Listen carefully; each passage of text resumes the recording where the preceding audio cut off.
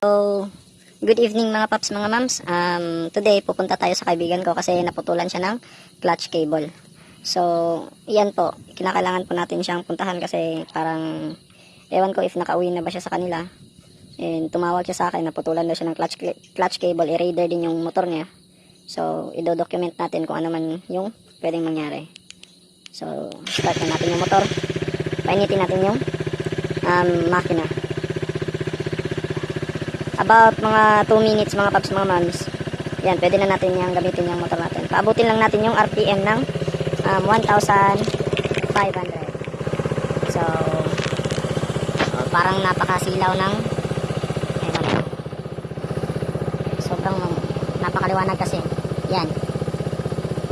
So, painitin lang natin ng konti. So, meron pa naman akong gas. Meron pa akong 2 bar. So, 1.3 pa. Yan. Tumataas, bumababa.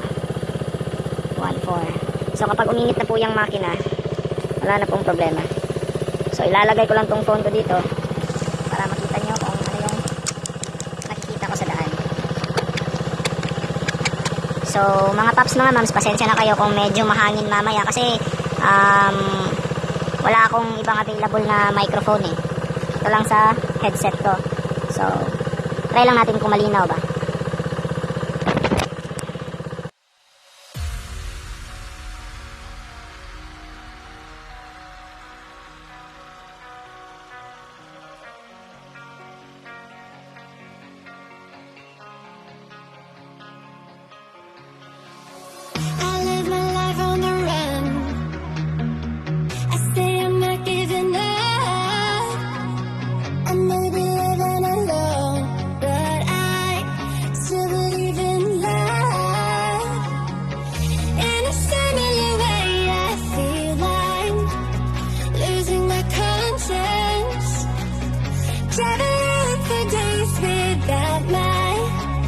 Knowledge of provenance. Throughout my life, you taught me a renegade. Oh, wow. Through all my lows, you said we could start again. But I'm a renegade of your love. But I'm a renegade of your love.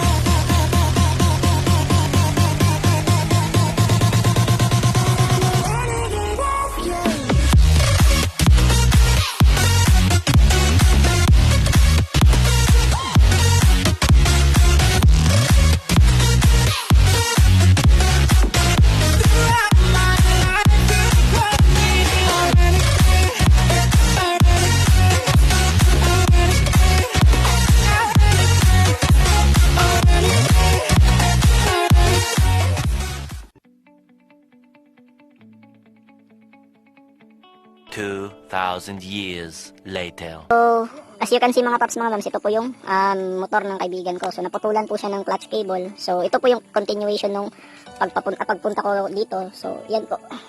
Napaka sturdy na po niya. Wala na pong oil po na nakalagay o yung pampadulas dito sa clutch eh. So, matagal-tagal na rin po to. So, kinakailangan na talagang palitan.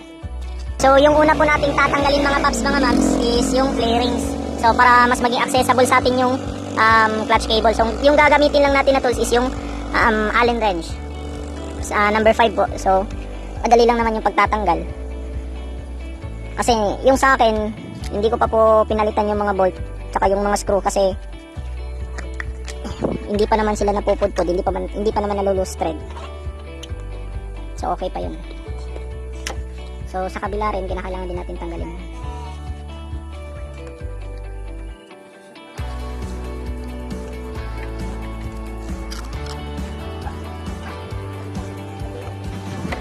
Tanggalin lang po natin yung sa taas. So, yan po. Ito din sa gilid, tatanggalin din natin.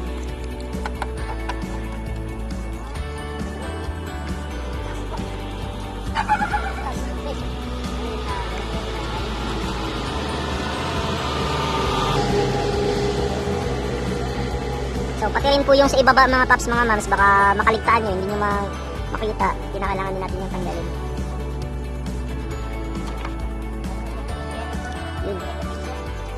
So, yung ipapalit po natin is replacement lang mga paps, mga mams. Ayan. So, ayan po mga paps. Ito po yung papalitan natin. Ito po yung clutch cable ng Raider 150.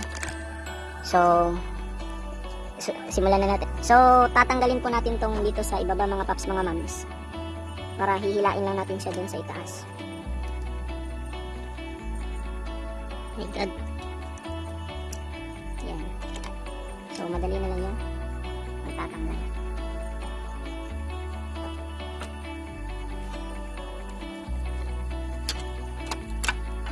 So, maybe mga sa future vlogs natin mga paps, mga mams, mag-discuss tayo patungkol po sa pag-a-adjust ng clutch lever natin. Kung ano ba yung dapat, tsaka ilang millimeters yung kinakailangan na clearance o yung replay. So, wala kaming cutter. So, para-paraan na lang. Yan. So, balik lang natin yung mga natanggal. So, kailangan natin dito sa itaas. I hope magkasya. Baka kasi hindi magkasya, mahirapan pa tayong nahugutin.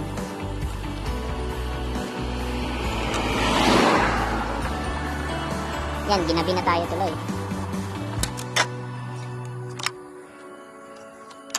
So, yun. Natanggal na ni Boss Alec. So, kung paano po natin tinanggal, ganun din po natin ibabalik mga paps, mga mams. So, as you can see, meron kasi yung proper na paglalagay ng clutch cable. Kasi, naka-measure na yan eh. Yan. So, kung saan siya nakapwesto dati, dapat ganun din yung pagkakalagay natin.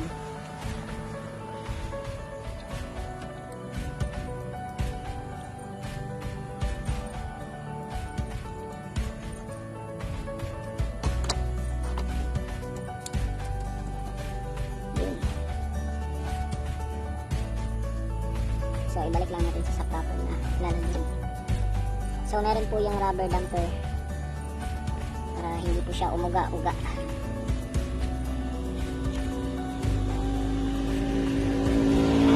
So, kapag nailagay na po natin yan dyan, i-follow lang natin kung saan natin hinugot yung clutch cable. So, babaybayin natin yan tapos papunta dun sa itaas. So, as you can see mga paps, mga mams, i-adjust natin kung gaano kahigpit. Tapos, if ano yung mas komportable na replay para sa kanya.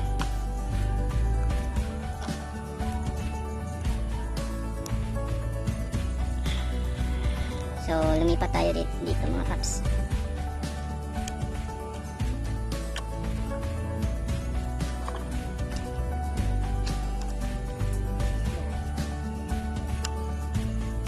So, if stock lang din yung gagamitin yung mga paps, mga mams, kung paano nyo tinanggal, gano'n din yung pagbabalik ninyo. Marami kasi ngayon nagpapalit ng clutch cable yung mahahaba. So, para hindi sila mahirapan sa pag-change gear. Yan.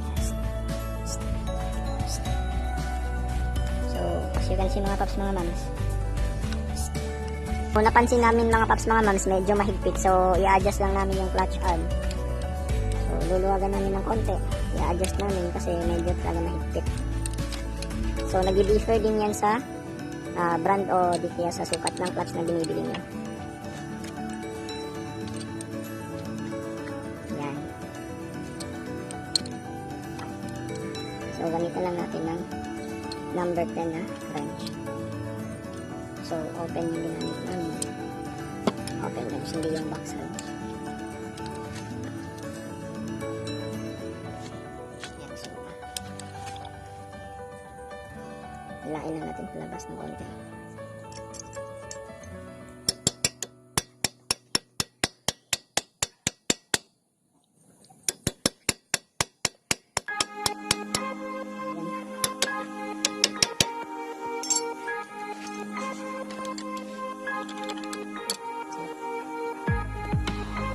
Medyo mahigpit kasi mga paps, mga mams.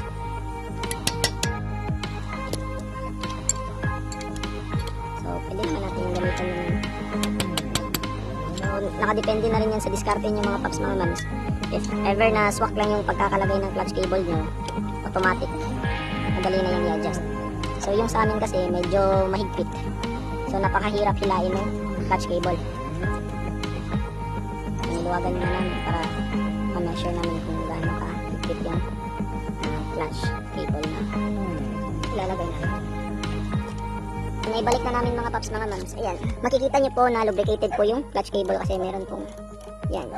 Nilagay po kasi yan po. So, nag-adjust na po kami dun sa itaas. Meron pong difference po mga paps mga mams.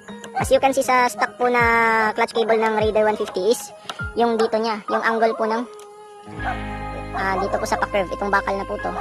Yung sa stock po kasi is medyo paitaas. Ito kasi is 90 degrees talaga. So yung ginawa namin, nilipat na lang namin instead na dito yung nakalagay. So nilipat namin siya dito sa labas. Kasi meron po yung parang hook na holder dito po. So yan, ina-adjust na po namin kung gaano ka taas yung free play.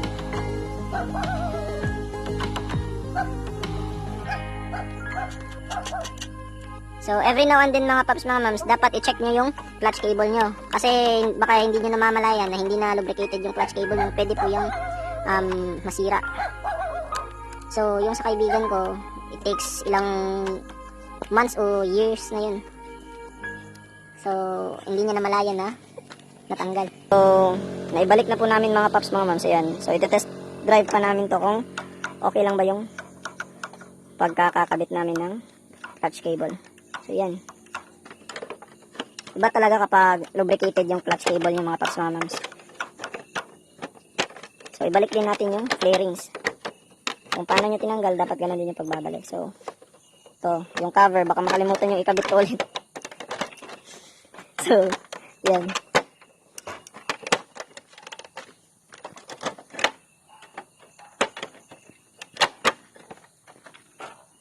Yan, yung mga bolt, ibalik din natin. Parang may issue. So, iti-test drive na po ng kaibigan ko if okay na ba yung clutch po mga paps mga ma'am. So, let's see if kumakagat ba yung clutch.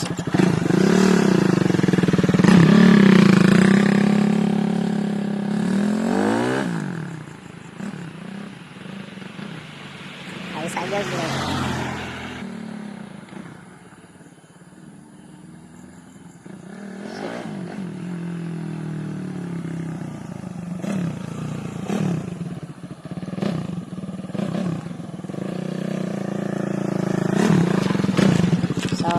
Okay ba, boss?